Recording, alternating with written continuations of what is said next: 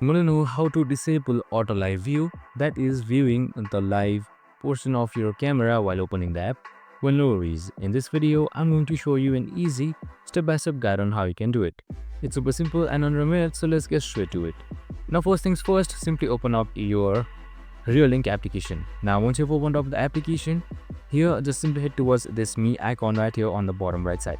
Now once you selected this me icon, here you should be seeing settings right below user feedback. Just simply select settings right here, and once you've done that, here you should be seeing auto live view, that should be right below default pair. So here it says into live view page when the app starts. So if you want to disable it, just simply uncheck this or disable it just like this, and then your settings should be automatically saved. So you can check it again by restarting the app, and if it doesn't work, then you can just clear out your cache, and that's it.